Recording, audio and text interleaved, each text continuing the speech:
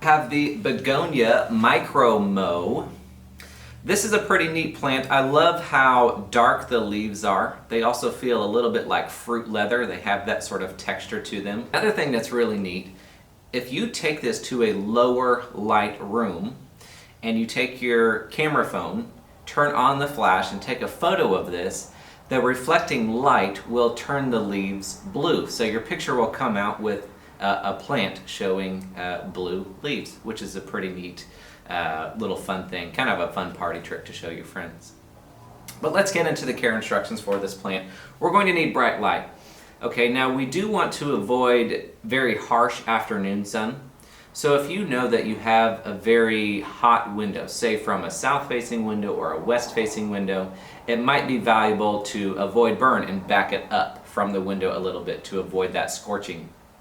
East windows are really great, but it does need a wide view of the sky. So remember, it's not just about the direction that the windows are facing.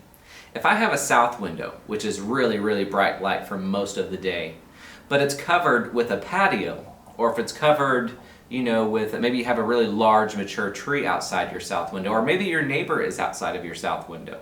We want to give the plant its best view of the sky, okay? So maybe you have a better view of the sky in your east window, for example. It's going to benefit the plant to put it in an east window with a big view of the sky, as opposed to a south window that has a covered patio, for example. Remember, the more view of the sky the plant is getting, the brighter the light. But again, if you know that that window is hot, back it off the window a little bit to avoid leaf scorch. As far as watering goes, I like to water these plants every time the topsoil dries out. So you come by every few days, check the topsoil just with your finger. If you feel moisture present, don't water. If you don't feel moisture present, give it a good soak. And what I mean by that is you want to hit all of the roots in the pot, okay? When the plant is ready to be watered, every bit of soil in the pot needs to get soaked, and all of the excess moisture drains away. I like to repot these plants during the spring and the summer months while they're in active growth. Every 2 years, or if the roots are coming out of the bottom drainage system here.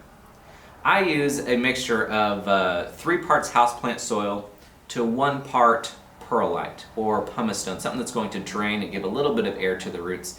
These do like to retain quite a bit of moisture, so keep that in mind when you're thinking about your soil mixtures. For fertilizing, I do that during the growing season as well, and that's just from spring through summer.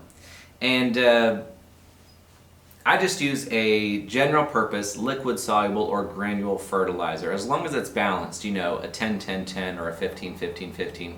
They're not massive feeders, they're not ones that are known to be like really fertilizer heavy, but they will definitely appreciate some extra nutrients throughout the growing season, and you'll see that reflect in the growth as well. But again, light is still the most important factor. If you have any questions about the Begonia Micro Mo, please leave them in the comments below. Just realized that rhymed.